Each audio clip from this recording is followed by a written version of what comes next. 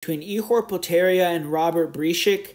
Short notice fight. Ihor Potieria, he's fought his whole career at 205, and now he's taking this fight apparently at 185 on like a week's notice. So I'm not sure why he's fighting at 205 if he could make 185 in a week. I mean, it seems like it was a bad decision, but maybe it's a catch weight that we don't know about, or maybe Ihor's going to miss weight. I don't really know, but kind of surprised that they made this fight 185 if it does stay that way.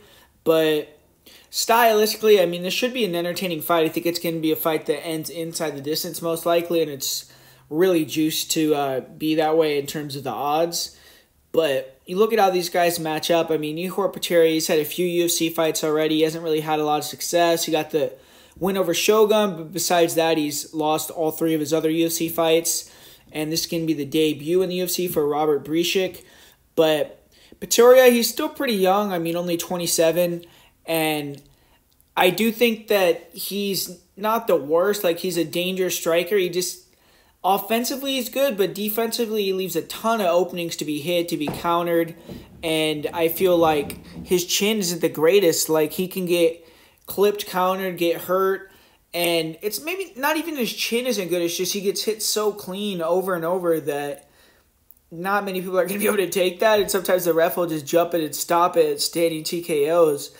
But Potieria throws a lot of wild strikes out there, and he's dangerous. And when you look at Robert Bryczek, he's a weird fighter because at the beginning of his career, he was fighting at 170. It didn't seem like he had a lot of punching power.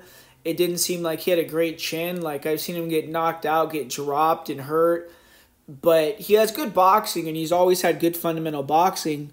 And then he moved up, and his power just came out of nowhere, where he's had this crazy power. He's been able to knock guys out with one punch, and he's been connecting flush and just putting guys out. And his technique is definitely a lot crisper and cleaner than Potieria. It's just Potieria with his wild style could catch Bryczek on the chin, and I don't really trust Bryczek's chin that much. And a lot of people that beat Potieria are guys that are wrestlers that will try to take him down and control him, and Bryczek isn't going to do that. He's going to be looking to pressure and box, but ultimately I have to pick Bryczek. I mean, I feel like he's probably going to be able to get the knockout here, especially with the circumstances for Potieria, but it's just a volatile fight because I think Bryczek's chin is a little bit questionable.